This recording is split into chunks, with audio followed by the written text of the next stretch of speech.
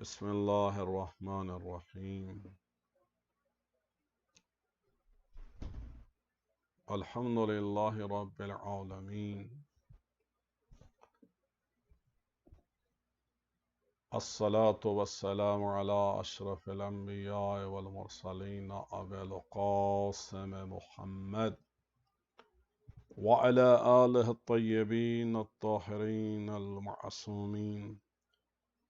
لا سيما بقية الله في الأراضين، ولعنة الله على أعدائهم أجمعين من الآن إلى قيام يوم الدين. قال الحكيم في كتاب المجيد وفرقان الحميد: بسم الله الرحمن الرحيم. كل نفس ذائقة الموت، صدق الله العلي العظيم. شب جمعہ، شب رحمت، شب مرحومین، اور خصوصاً آج کا دن یوم عرفہ تھا، 9 ذی الحج کا دن۔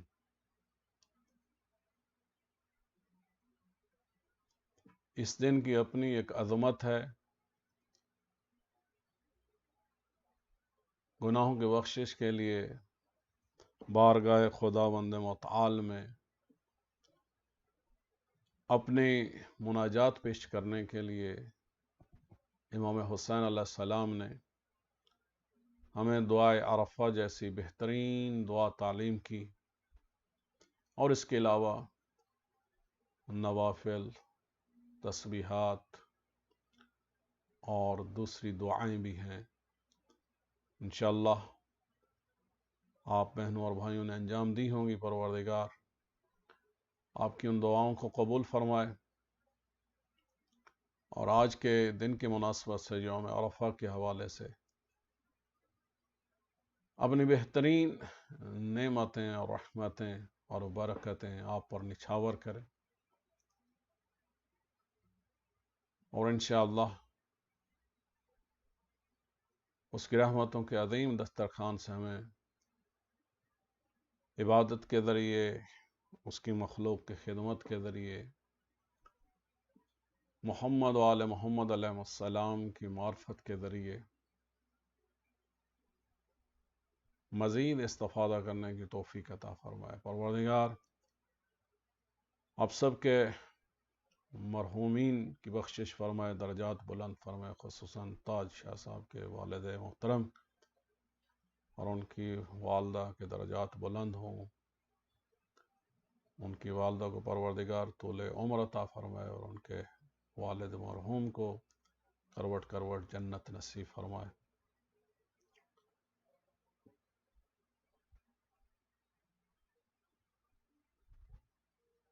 شب جمعہ 24 گھنٹے ہوتے ہیں، تھرسڈے کی ایوننگ سے لے کر فرائیڈے کی ایوننگ تک، اور اس کی اتنی اہمیت ہے کہ اللہ کے رسول حضرت محمد مصطفیٰ صلی اللہ علیہ وآلہ وسلم فرماتے ہیں کہ یہ 24 گھنٹے، ان 24 گھنٹوں میں سے ہر گھنٹے اللہ سبحانہ وتعالی 6 لاکھ انسانوں کو جہنم سے آزاد کرتا ہے۔ So if we multiply 600,000 with 24, so we can count how many people, millions of people are being protected from hellfire. تو اللہ سبحانہ وتعالی ظاہر ہے کہ دن ہو یا رات ہو یا کوئی بھی وقت ہو، وہ اپنی جگہ اہمیت رکھتا ہے، لیکن اللہ سبحانہ وتعالی کا یہ کرم ہے کہ اللہ نے ہمیں ہفتے میں 24 گھنٹے ایسے عطا کیے ہیں کہ اگر ہم نے ہر روز اگر استغفار نہیں کیا، توبہ نہیں کی، اپنے آپ کو محفوظ و مامون نہیں رکھا، تو کم از کم شب جمعہ کو اپنی بخشش کا بھی انتظام کریں اور اپنے مرحومین اور والدین کی بخشش کے لیے بھی کوشش کریں۔ یہ وہ رات ہے، یہ وہ شب ہے، یہ وہ 24 گھنٹے ہیں کہ جب مرحومین اپنے اپنے رشتہ داروں کے، اپنی اولاد کے، اپنے ریلیٹیوز کے گھر آتے ہیں اور انتظار کرتے رہتے ہیں کہ 24 گھنٹے میں سے کوئی 5 منٹ، کوئی 10 منٹ، کوئی 1 گھنٹہ انہوں نے ہمارے لیے دعا کی ہو، پروردگار سے ہماری بخشش کی تمنا کی ہو، خواہش کی ہو، گڑ گڑائے ہوں۔ اور یہ buy one get one free ہے۔ آپ جب شب جمعہ کو اپنے مرحومین کی بخشش کے لیے کوئی نظر و نیاز کرتے ہیں، کوئی کھانا دیتے ہیں، کسی کی مدد کرتے ہیں، کوئی صدقہ دیتے ہیں، امام زمان علیہ السلام کے ظہور کی دعا کرتے ہیں، دعا کمیل پڑھتے ہیں، سورہ فاتحہ پڑھتے ہیں، یاسین پڑھتے ہیں، کسی بھی حوالے سے اپنے مرحومین کو یاد کرتے ہیں، کوئی آنسو بہاتے ہیں، جہاں مرحومین کی بخشش ہوتی ہے اور وہ خوش ہو کر جاتے ہیں اور وہ بھی دعا کرتے ہیں اور ان کی دعا آپ کے حق میں قبول ہوتی ہے، یعنی آپ کی دعا ان کے حق میں قبول ہوتی ہے اور وہ خوش ہو کر دعا کرتے ہیں تو ان کی دعا اللہ سبحانہ و تعالی آپ کے حق میں قبول کرتا ہے۔ اس لیے ہمیں کبھی بھی اپنے مرحومین کو، اپنے والدین کو، اپنے محسنین کو، اپنے بزرگوں کو، جن کی وجہ سے آج ہم ہیں، جن کی وجہ سے ہماری اولادیں ہیں، ان کو کبھی بھی فراموش نہیں کرنا چاہیے۔ اللہ نے والدین جیسی عظیم ہستیوں کو عاق کرنے کا اختیار دیا ہے، ڈس انہیرٹ کر سکتے ہیں اس دنیا میں۔ نہ صرف یہ کہ اس دنیا میں ظاہری زندگی میں، بلکہ مرنے کے بعد عالم برزخ اور قبر میں بھی وہ ہمیں عاق کر سکتے ہیں۔ دنیا میں اگر عاق کریں ان کی ناراضگی کا ہمیں معلوم ہوتا ہے، پتہ چل جاتا ہے، انسان کوشش کرتا ہے ان کو راضی کرنے کی، لیکن اگر عالم برزخ میں والدین ناراض ہو جائیں اور عاق کر دیں تو ظاہری طور پہ کوئی وسیلہ نہیں ہے کہ ہمیں معلوم ہو کہ ہمارے والدین ہم سے ناراض ہیں، انہوں نے ہمیں عاق کر دیا، تاکہ ہم اپنی بخشش کے لیے ان کو راضی کرنے کے لیے کوشش کریں۔ تو اس لیے اپنے بچوں کو دعائے مغفرت والدین ہمیں سکھانی چاہیے اور خود بھی ہمیں اپنے چاہے زندہ ہوں یا مرحوم والدین ہوں ان کے لیے دعائے مغفرت والدین پہلی رکعت میں ایک مرتبہ سورہ حمد اور ایک مرتبہ انا انزلناہ فی لیلۃ القدر، اور دوسری رکعت میں سورہ حمد ایک مرتبہ اور ایک مرتبہ سورہ انا اعطینک الکوثر، سورہ کوثر پڑھ دیں اور قنوت میں ان کا نام لے کر، اپنے والدین کا نام لے کر مغفرت کی دعا کریں۔ کسی بھی ٹائم پڑھ سکتے ہیں، ہر روز پڑھ سکتے ہیں، دن میں پڑھ سکتے ہیں، رات میں پڑھ سکتے ہیں۔ کوشش کریں اپنے چھوٹے چھوٹے بچوں کو، 5 سال 6 سال کے بچوں کو یہ نماز سکھائیں، وہ آپ کی زندگی میں آپ کی مغفرت کے لیے اگر ان کو عادت پڑ جائے گی یہ نماز پڑھنے کی، تو انشاءاللہ موت کے بعد بھی، والدین کے مرنے کے بعد بھی انشاءاللہ وہ دعا پڑھتے رہیں گے اور وہ نماز پڑھتے رہیں گے، اور اس طرح وہ اپنی اگلی والی نسلوں کو بھی سکھائیں گے۔ تو بہرحال شب جمعہ سے لے کر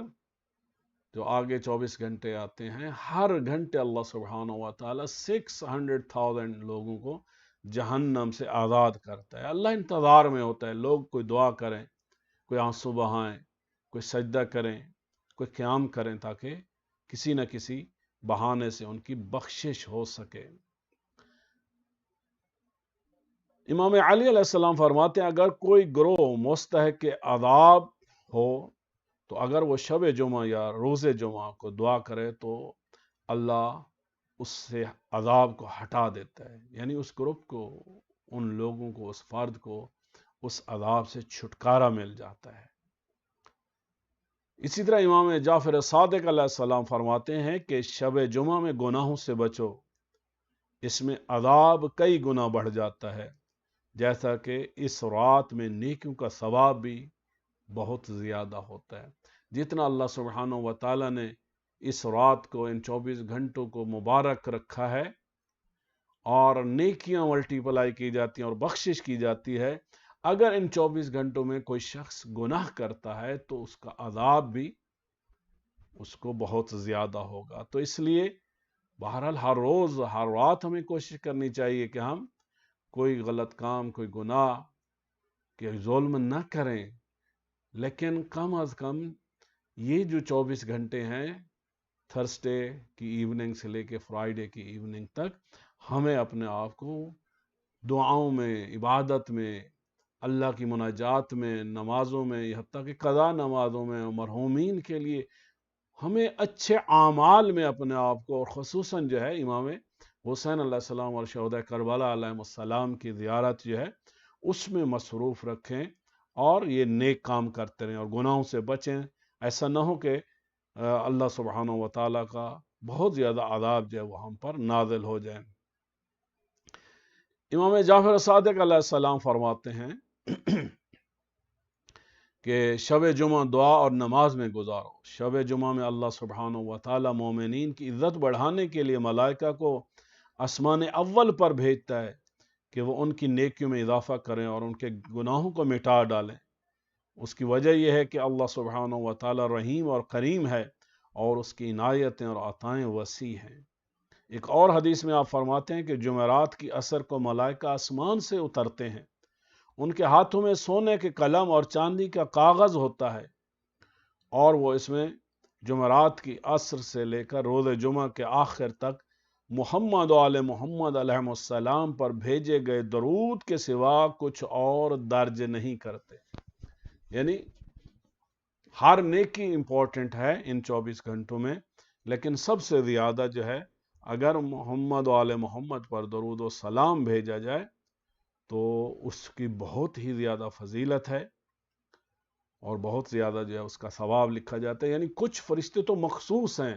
اللہ سبحانہ و تعالیٰ انہیں نازل کرتا ہے، ان کے ہاتھوں میں سونے کے قلم اور چاندی کے پیپر ہوتے ہیں اور وہ صرف لوگ جب صلوات پڑھتے ہیں تو اس کا جو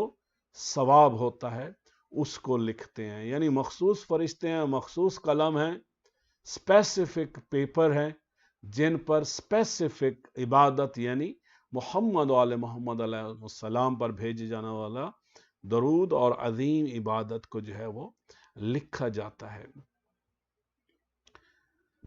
اسی طرح امام صادق علیہ السلام ایک اور حدیث میں فرماتے ہیں کہ جمعرات کی زوال سے یعنی تھرسڈے کی شام سے جمعہ کی شام تک جو شخص اگر کسی کی موت ہوتی ہے ان 24 گھنٹوں میں تو وہ شخص عذاب قبر سے، فشار قبر سے، پریشر آف گریو سے جو ہے وہ انشاءاللہ محفوظ و معمون رہے گا.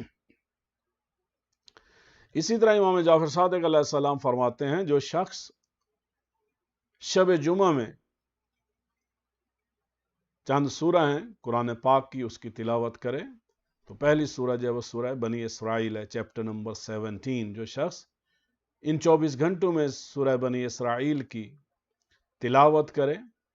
تو امام زمان علیہ السلام کی خدمت میں اس شخص کو حاضری نصیب ہوگی. موت سے پہلے امام علیہ السلام کی جو ہے وہ اس کو زیارت نصیب ہوگی اور وہ امام علیہ السلام کے اصحاب میں سے شمار ہوگا. اسی طرح ایک اور حدیث میں امام صادق علیہ السلام فرماتے ہیں کہ شب جمعہ یا جمعہ کے دن جو شخص سورہ احقاف کی تلاوت کرے گا تو دنیا میں خوف اور خطر اور آخرت میں پریشانی سے محفوظ و معمون رہے گا. یعنی سورہ احقاف کی تلاوت کرو، دنیا میں بھی امن و امان میں رہو، ہر قسم کے خوف سے، تھریٹ سے، وریز سے جو ہے محفوظ رہو گے، اور آخرت میں بھی جب ہر شخص پریشان ہوگا اور کوئی کسی کا مددگار نہیں ہوگا تو اس وقت اللہ سبحانہ و تعالیٰ اس سورہ احقاف کی تلاوت کی وجہ سے انشاءاللہ آپ کو حفظ و امان میں رکھے گا. اسی طرح امام صادق علیہ السلام فرماتے ہیں جو شخص شب جمعہ سورہ کہف کی یعنی ایک طرف سورہ بنی اسرائیل ہے اور دوسری طرف سورہ کہف کی تلاوت کرے گا تو وہ شخص جب مرے گا تو شہید کی موت ہوگی، اس کی موت، اور قیامت میں اللہ سبحانہ و تعالیٰ اس کا حشر یا اس کا مقام جو ہے وہ شہیدوں کے ساتھ اس کا مقام ہوگا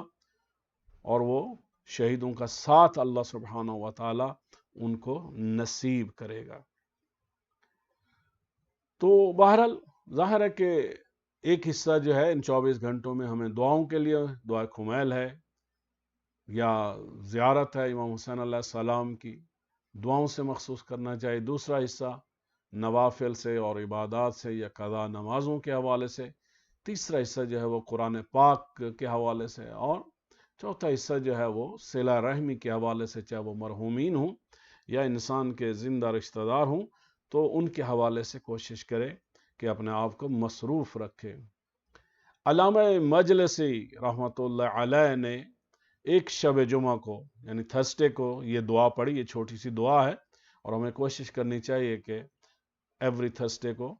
شب جمعہ کو ہم یہ دعا پڑھیں۔ تو اسی طرح علامہ مجلسی نے ایک شب جمعہ کو یہ دعا پڑھی، تو دوسری شب جمعہ میں جب انہوں نے دوبارہ وہی دعا پڑھنا شروع کی تو غیب سے ان کو آواز آئی کہ مجلسی، تم نے یہ دعا جو گزشتہ شب جمعہ کو پڑھی تھی اس کا ثواب ابھی تک لکھا جا رہا ہے، اور ابھی اس ثواب کے لکھنے کا جو پیریڈ ہے وہ ختم نہیں ہوا۔ یعنی چھوٹی سی دعا ہے، 2-3 لائنیں ہیں، انسان اس کو کوشش کرے یاد بھی کر لے تو اور زیادہ آسان ہوگا۔ تو پورا ہفتہ اللہ سبحانہ و تعالیٰ جو ہمارے نام اعمال میں، دیکھیں اللہ کتنا کریم ہے، how much he is kind and merciful for all of us. Just reading and reciting 2 lines and all of our week we are receiving rewards, bounties and mercy of Allah subhanahu wa ta'ala. And what is that dua? Bismillah ar-Rahman ar-Rahim. Alhamdulillah min awwal ad-dunya ila fana'iha wa min al-akhirati ila baqa'iha. Walhamdulillah ala kulli ni'matih. Wastaghfirullah min kulli dhanbin wa atubu ilayh یا ارحم الراحمین۔ یعنی اس میں mainly جو ہے ہم اللہ سبحانہ و تعالیٰ کی تعریف کرتے ہیں، حمد بیان کرتے ہیں۔ We are going to thank Allah سبحانہ و تعالیٰ۔ شروع یعنی ابتدا جب سے اللہ نے دنیا بنائی ہے اور جب تک یہ دنیا رہے گی تو تب تک جو ہے ہم کہہ رہے ہیں اللہ ہم تیری حمد بجا کرتے ہیں، تیرا شکر ادا کرتے ہیں، یعنی جتنا ہم کر سکتے ہیں اور جتنا نہیں کرے اور تیری مخلوق نے کیا ہے، ہم سب یہ خواہش اور تمنا رکھتے ہیں کہ ہر شخص تیری ہر مخلوق تیری حمد بیان کرے، اور کرتی بھی ہے۔ اور پھر اللہ سبحانہ و تعالیٰ نے جو اپنی مخلوق کو نعمتیں عطا کی ہیں اس پر حمد ہے، اور وہ تمام خطائیں اور گناہ جو ہم سے ہو گئے ہم اس کے لیے توبہ اور استغفار کرتے ہیں اور اللہ سے پناہ مانگتے ہیں اور کہتے ہیں پروردگارا ہم تیری طرف لوٹ کر آئے ہیں، توبہ کر رہے ہیں، پلٹ کر آئے ہیں، اور تو ارحم الراحمین ہے۔ تو اس لیے پروردگارا ہم پر رحم فرما، اور خصوصاً یہ جو ہے شب جمعہ میں ہمیں اور زیادہ دعا بھی کرنی چاہیے۔ یہ والی دعا بھی چھوٹی سی دعا ہے، دعا کمیل ہے، زیارت ورثہ امام حسین علیہ السلام ہے، اور اپنی زبان میں اپنے جذبات میں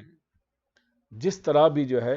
کوئی بھی دعا ہم کر سکتے ہیں وہ ہمیں ضرور کرنی چاہیے۔ یعنی یہ 24 گھنٹے ہمیں ویسٹ نہیں کرنے چاہیے، 1 منٹ 1 گھنٹہ جو ہے وہ 24 گھنٹے کا ہمارے لیے قیمتی ہے۔ اللہ سبحانہ و تعالیٰ نے ہمیں ایک اپرچونٹی دی ہوئی ہے، تو کسی بھی حوالے سے اس اپرچونٹی، کیونکہ جب موت ہو جاتی ہے تو پھر کوئی اپرچونٹی واپس نہیں آتی۔ لوگ روز محشر یہی تمنا کریں اللہ ہمیں زندگی دے دے، ہم واپس جائیں گے اور ہم وہاں پر صدقہ کریں گے۔ اس دنیا میں صدقہ دینے کی جو ہے وہ بہت زیادہ فضیلت ہے، اور وہ صدقہ جو شب جمعہ کو یا روز جمعہ کو امام زمانہ علیہ السلام کی سلامتی کے لیے دیا جائے، یا آپ کی اپنی سلامتی کے لیے، آپ کے گھر والوں کی سلامتی کے لیے دیا جائے، تو جہاں وہ آپ کی صحت کے لیے، آپ کی سلامتی کے لیے، آپ کے ایمان کی سلامتی کے لیے، آپ کے عبادات کی سلامتی کے لیے، آپ کے کاروبار، آپ کے جاب، آپ کی فیملی، آپ کے بچوں کی سلامتی کے لیے مفید ہے، وہاں پہ امام مہدی علیہ السلام کا قرب ہمیں ملتا ہے۔ وہ راضی ہوتے ہیں جب ان کے نام پر ہم صدقہ دے رہے ہوتے ہیں، اور اللہ سبحانہ و تعالی صدقہ دینے والوں کو پسند کرتا ہے، محبت کرتا ہے۔ یہ صدقہ، یہ چیریٹی، یہ اللہ کی راہ پر دینا، لوگوں کی مدد کرنا،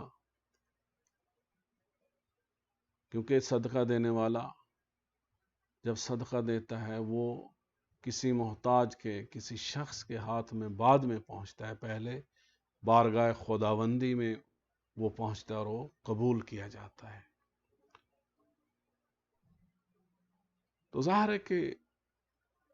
کچھ بھی جب نہ ہو، بہت تھوڑا ہو، تب بھی ہمیں صدقہ دینا چاہیے، لیکن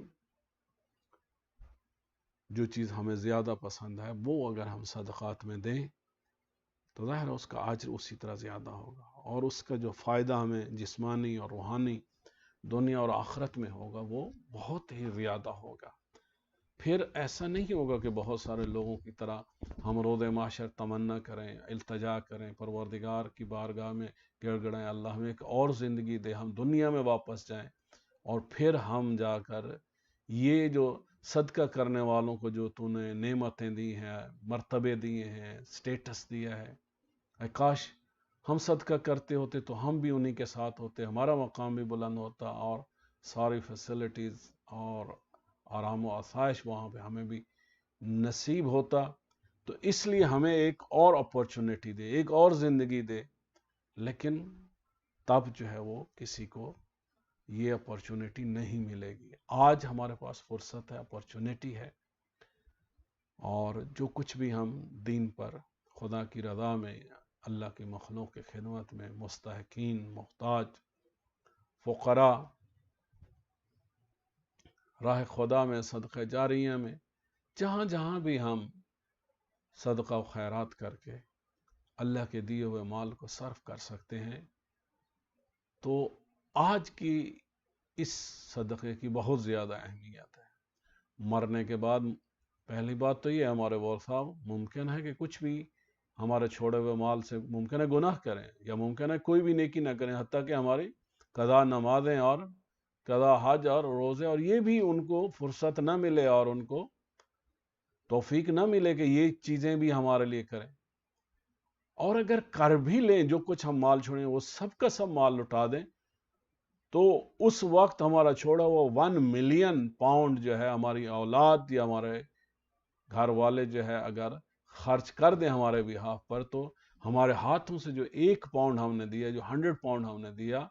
وہ 1 ملین اس کے برابر نہیں ہو سکتا۔ اس 1 پاؤنڈ کی 100 کی زیادہ ویلیو ہے۔ اور بہرحال ہم جو صدقات دیتے ہیں، خیرات کرتے ہیں، ہمیں ان کو محفوظ رکھنا چاہیے، ضائع نہیں کرنا چاہیے، ریاکاری سے یا لوگوں کی دل آزاری سے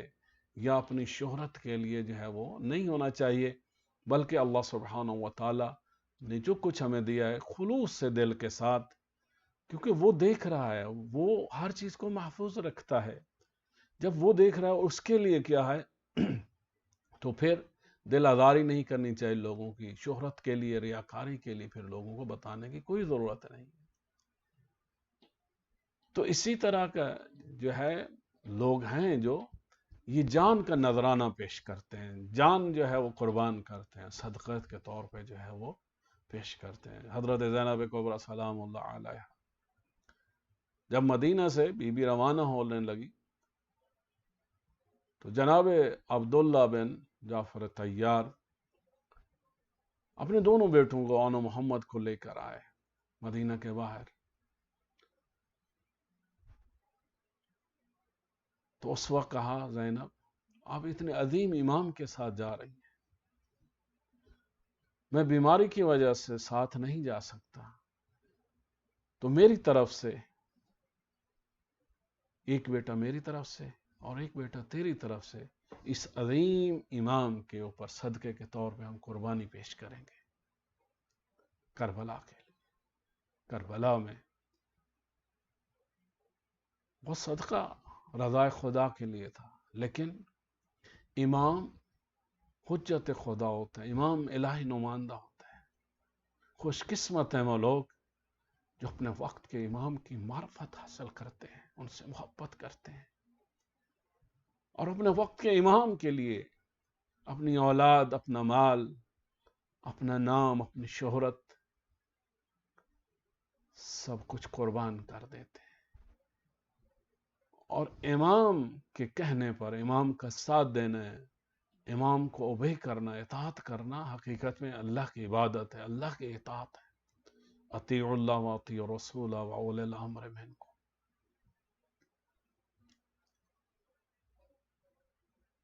آج روز عرفہ یہ وہی دن ہے جب امام حسین علیہ السلام نے میدان عرفات میں دعائے عرفہ کو پڑھنے کے بعد حج مکمل کرنے کی بجائے مولا نے میدان عرفات سے کوفہ اور کربلا کا رخ کیا، اور مولا نے جب مدینہ میں تھے تب بھی، اور اس کے بعد جب مکہ آئے تو مسلسل اہل کوفہ کے لوگوں کے خطوط آتے تھے جس میں وہ دعوت دیتے تھے، جس میں وہ اظہار کرتے تھے کہ مولا آپ ہمارے امام ہیں، ہم آپ کے مطیع ہیں، آپ ہمارے پاس تشریف لے آئیں، ہم آپ کے اطاعت کریں گے، آپ کا ساتھ دیں گے۔ وہ ہزاروں خطوط اور خطوط پر دستخط کرنے والے لوگ، ان کے جواب میں امام حسین علیہ السلام نے اپنے سفیر اور اپنے بھائی اور اپنے مورد اعتماد ساتھی حضرت مسلم بن عقیل کو بھیجا، اور جیسا کہ لوگوں نے لکھا تھا، جو ہی حضرت مسلم بن عقیل کوفہ میں گئے تو 18,000 سے زیادہ لوگوں نے بیعت کی۔ اس کے جواب میں حضرت مسلم بن عقیل نے دیکھا کہ لوگ اتنی تیزی کے ساتھ فرزند رسول صلی اللہ علیہ وآلہ وسلم دلبند بطول علیہ السلام کی محبت اور معرفت میں اتنی تیزی سے بیعت کر رہے ہیں، تو حضرت مسلم بن عقیل نے بھی خط لکھ بھیجا کہ مولا لوگ آمادہ ہیں، آپ کے انتظار میں ہیں، آپ جلدی تشریف لیں۔ لیکن آج کے دن جب حضرت مسلم بن عقیل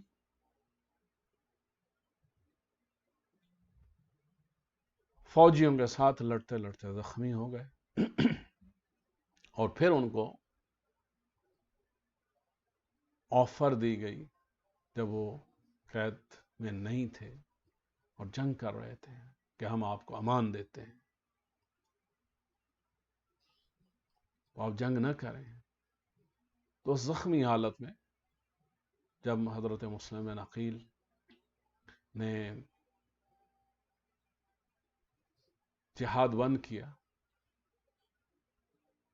تو سب سے پہلے ان دشمنان دین اور رسول و اہل بیت نے آپ کی تلوار چھین لی۔ آپ نے اسی وقت فرمایا یہ تمہاری طرف سے پہلی خلاف ورزی۔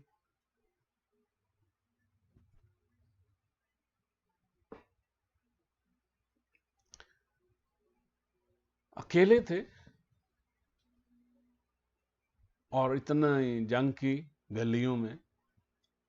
آسان نہیں ہوتا جب کوئی شخص بھوکا پیاسا ہو، کئی دن کی بے چینی ہو، چھوٹے چھوٹے بچے بیٹے جدا ہو چکے ہوں، جنہوں نے بیعت کی وہ چھوڑ چکے ہوں۔ آسان نہیں ہوتا جنگ کرنا، لیکن حیدر کرار کے داماد اور بیٹے اور شاگرد نے کوفہ کی گلیوں میں ایسی جنگ کی کہ لوگوں کو امیر المومنین علی ابن ابی طالب علیہ السلام کی ذوالفقار اور مولا کی جنگ یاد آ گئی۔ بار بار اس لشکر کے سربراہ نے قاصد بھیجے عبید اللہ ابن زیاد کو کہ اور فوجی بھیجو، تو اس نے جواب میں یہی کہا کہ ایک مرد تم سے گرفتار نہیں ہوتا۔ تو آگے سے جواب دیا گیا عبید اللہ ابن زیاد کو کہ یہ کوئی کوفہ کا سبزی فروش نہیں ہے، یہ ہاشمی جوان ہے، یہ حسین کا سفیر ہے، یہ علی کا شاگرد ہے، یہ عباس کا بھائی ہے۔ بہرحال جب امان کا وعدہ کیا اور حضرت مسلم بن عقیل نے اس زخمی حالت میں، اور زخمی بھی کیسے ہوئے تھے، جو فوج آگے اور پیچھے گلی میں تھی وہ پتھر برسا رہے تھے، وہ تیر چلا رہے تھے، وہ نیزے چلا رہے تھے، وہ تلواروں کے وار کر رہے تھے، اور ان میں سے کچھ لوگ دیواروں اور چھتوں پر چڑھ گئے، جنہوں نے وہاں سے آگ برسائی۔ آپ کے ہونٹ مبارک زخمی ہوئے، خون بہنا شروع ہوا۔ جب آدمی بھوکا پیاسا ہو، جنگ کر کے آ رہا ہو، خون بہ رہا ہو تو پیاس لگتی ہے۔ جب دارالامارہ سے پہلے مسجد کوفہ کے دروازے پر پہنچے تو ایک علی کا خوبدار بیٹھا تھا، جناب مسلم نے اس سے کہا کہ اگر ممکن ہو تو پانی پلا دو۔ اس نے جلدی سے پانی دیا۔ جو ہی آگے منہ کے قریب آپ وہ کاسا، وہ پیالہ پانی کا لے گئے تو خون اس پانی میں مل گیا۔ آپ نے وہ پانی پھینک دیا، پھر دوبارہ پانی مانگا، اس میں بھی خون چلا گیا۔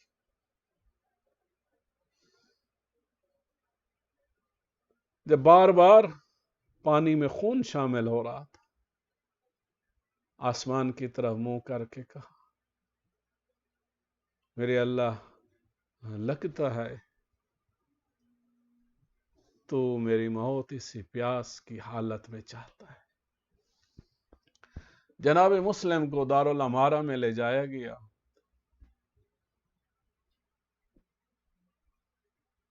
ایک فوجی نے کوہنی ماری، تلوار کا دستہ مارا پہلو میں اور کہا، امیر عبداللہ کو سلام کرو۔ سننا چاہو گے سفیر حسین نے کیا جواب دیا؟ بڑے بڑے لوگ ڈر جاتے ہیں، گھبرا جاتے ہیں زخمی حالت میں جان بچانے کے لیے، لیکن سفیر حسین نے جو زخمی تھے، جن کا خون بہ رہا تھا، بلند آواز سے انگڑائی لی اور ایک جملہ کہا، مالی امیر سوى الحسین، میرا حسین کے علاوہ کوئی امیر نہیں ہے، میں اس ظالم کو کیوں سلام کروں، میں اسے کیوں اپنا امیر مانوں؟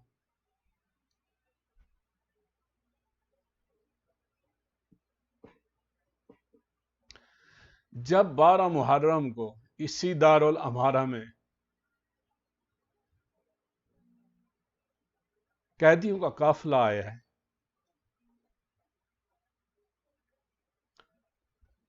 تو اس میں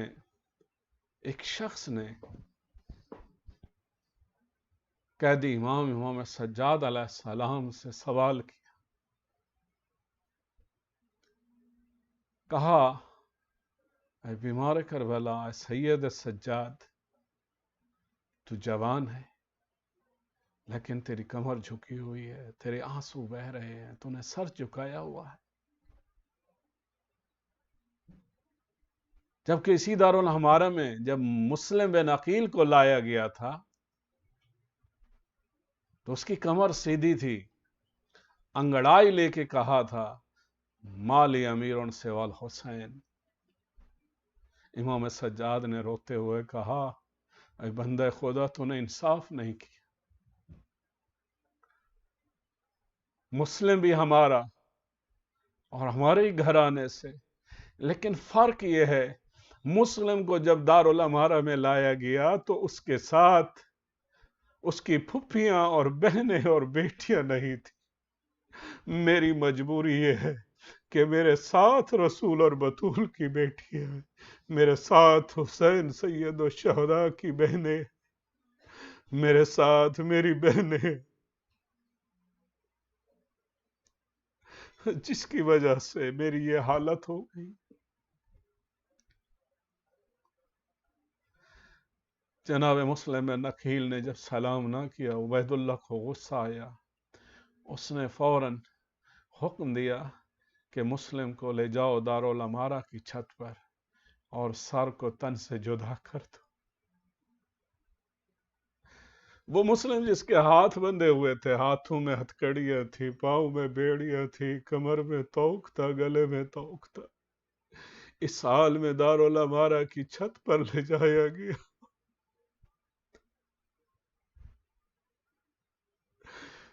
اس حال میں جناب مسلم نے نکیل نے کہا السلام علیک یا ابا عبداللہ،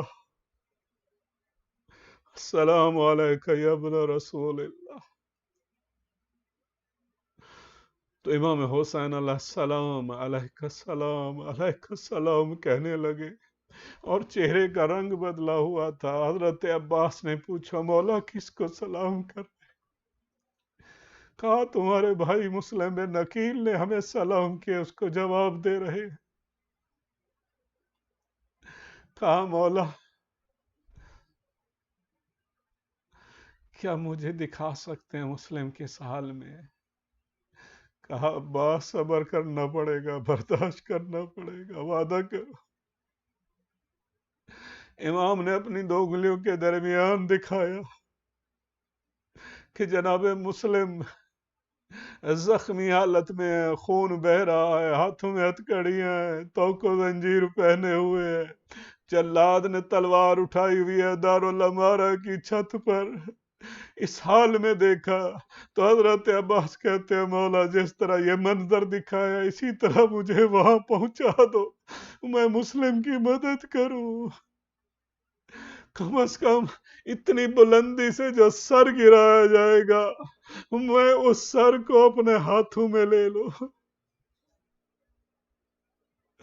امام حسین علیہ السلام نے کہا عباس صبر کرو، ہم سب کا امتحان ہے۔ اسی اثنا میں جلاد نے وار کیا، جناب مسلم بن عقیل کا سر تن سے جدا ہوا۔ میرا دل کہتا ہے وہ ماں، وہ زہرا، وہ فاطمہ جو کربلا میں حسین مظلوم کا سر جن کی گود میں تھا اور ذبح ہو رہا تھا، اس بی بی نے اپنا دامن بچھایا ہوگا اور کہا ہوگا او میرے حسین کے مہمان، حسین کے سفیر، تو نے اپنی اطاعت اور معرفت اور جہاد اور صدقے کا حق ادا کر دیا۔ وَسَلَمُ الَّذِينَ ظَلَمُوا أَيَّ مُنْقَلِبٍ يَنْقَلِبُونَ إِنَّ لِلَّهِ وَإِنَّا إِلَيْهِ رَاجِعُونَ۔